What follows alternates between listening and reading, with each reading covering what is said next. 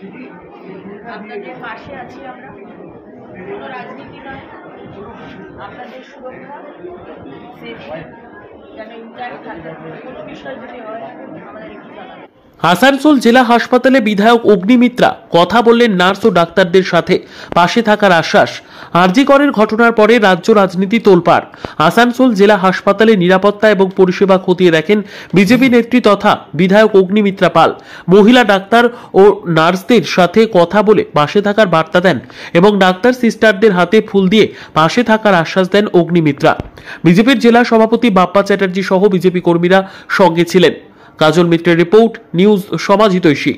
আজকে আমাদের ডিস্ট্রিক্ট হাসপাতালে এখানে এসেছি, আসানসোল আমার বিধানসভায় যে ডিস্ট্রিক্ট হাসপাতাল, এখানে এসেছি একটি কারণেই যে আমরা শুনলাম এক দুদিন আগে এখানকার ডাক্তার এবং নার্সরা আমাদের সিপিকে, কমিশনার অফ পুলিশকে কিছু কমপ্লেন জানিয়েছেন।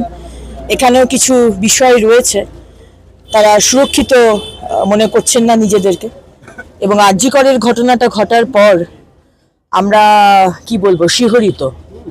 আমরা এইভাবে যে হতে পারে এবং যেভাবে কেঁচো খুঁড়তে সাপ বেরোচ্ছে, আমরা সবাই জানি যে সিভিক ভলেন্টিয়ার সঞ্জয় রায়কে গ্রেপ্তার করা হয়েছে, কিন্তু শোনা যাচ্ছে কোনো টিএমসির প্রভাবশালী এমপি তার ভাগ্নে এর মধ্যে ডাইরেক্টলি ইনভলভড।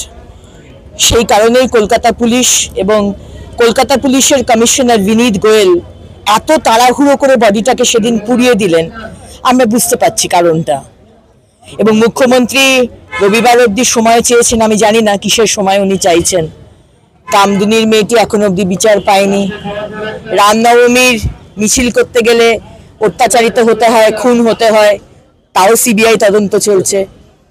দাড়িভিট রাজেশ তাপস খুন হলো, সেটাও সিবিআই তদন্ত চলছে। শুধু সিবিআই ছাড়া গতি নেই, সিবিআই তদন্তই চাই। এবং মুখ্যমন্ত্রীর ওপর আমাদের ভরসা নেই, পুলিশ প্রশাসনের ওপর ভরসা নেই।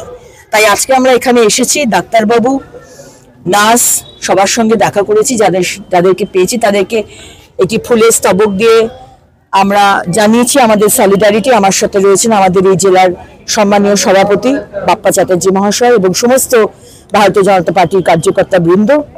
আমরা মানুষের পাশে আছি, ভারতীয় জনতা পার্টি মানুষের পাশে আছে। আরজি করের ঘটনা আজ যেন তার রিপিটেশন না হয়, আজ যেন এই ঘটনা না হয়, শুধু কলকাতায় নয়, পশ্চিমবঙ্গের যে কোনো জায়গায়। এবং আমরা ডাক্তার নার্স সবার পাশে আছি, এটাই বলার জন্য আজকে এখানে এসেছি। এখানকার চিকিৎসকরাও যেদিন বিক্ষোভ করছিল সেদিন বলছিলেন যে আমরাও রীতিমতো আতঙ্কিত, আমরাও রাতে কাজ করি, দিনে কাজ করি। এখানকার হাসপাতালের যে নিরাপত্তা ব্যবস্থা, সেই নিরাপত্তা ব্যবস্থা নিয়েও তারা কিন্তু খুব একটা শান্তিতে নেই।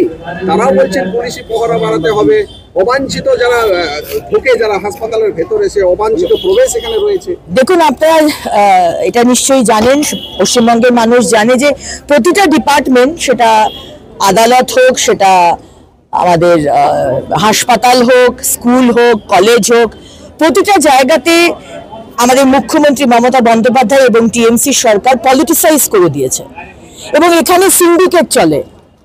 এবং আপনি যদি টিএমসির নেতা হন বা ইভেন গ্রাসরুটের, মানে একদম নিচু স্তরেরও যদি নেতা হন, আপনাকে কোনো কথা বলার সাহস না ডাক্তারবাবুর, না পুলিশের, না নার্সের। তারা যে কোনো সময় ভিজিটিং আওয়ার্স নেই, কিন্তু তারা ঢুকে যাবে। এবং তাদের যে অবাধ দরজা খোলা রয়েছে হাসপাতালে, শুধু এই হাসপাতাল নয়, যে কোনো হাসপাতালে। সুতরাং এটা খুব স্বাভাবিক যে আজকে পুরুষ ডাক্তার হোক কি মহিলা ডাক্তার, পুরুষ ওয়ার্ড বয় হোক কি মহিলা নার্স, তারা সবাই অসুরক্ষিত। এবং এই কারণেই তারা সিপির কাছে কমপ্লেন করেছে, আমাদের কাছে কানে কথা এসেছে। এবং আমরা চাইবো যে এই বিষয়টি যাতে প্রশাসন দেখুক, এখানকার যারা আছেন আধিকারিক। আমাদের রোগী কল্যাণ সমিতিতে আমাদের বিধায়ক, আমার বিধানসভায়, কিন্তু আমাকে রাখা হয়নি। নিয়ম মতো যেখানকার বিধায়িকা তাকে রাখার উচিত, কিন্তু এটাই হচ্ছে রাজনীতি। যখন কেন্দ্র সরকার কোনো বিষয়ে কোনোদিন সেই ত্রুটি হয় না, বাট কোনো সময় যদি না ডাকা হয় তখন তারা বিরাট রাজনীতি করে। কিন্তু অথচ এই বিধানসভা আমার, অথচ আমি বিধায়িকা হয়ে আজকে এই রোগী কল্যাণ সমিতিতে আমার নাম রাখা হয়নি, সেখানে মলয় ঘটকের নাম রাখা হয়েছে।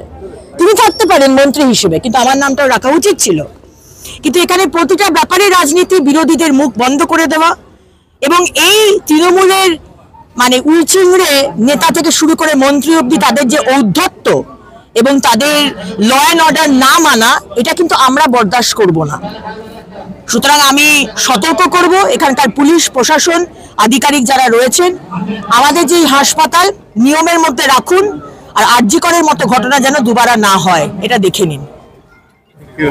Life can get very tough sometimes. Career, বিয়ে, রিলেশনশিপ বা চাকরি যে কোনো কিছুর চিন্তা আপনাকে অ্যাংশাস করে দিতে পারে।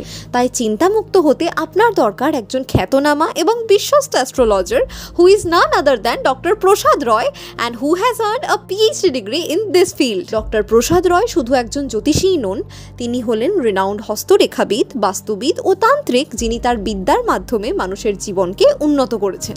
Doctor Roy has gained experience in this field of more than a decade.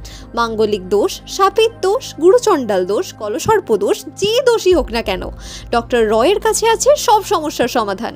যদি আপনার জীবনেও এমন কোনো সমস্যা থাকে যা আপনার উন্নতি বা সুখের পথে বাধা সৃষ্টি করছে, তবে আপনাকে এক্ষুনি যোগাযোগ করতে হবে আমাদের সাথে এই নম্বরে, অথবা আর দেরি না করে সোজা চলে আসুন এই ঠিকানায়।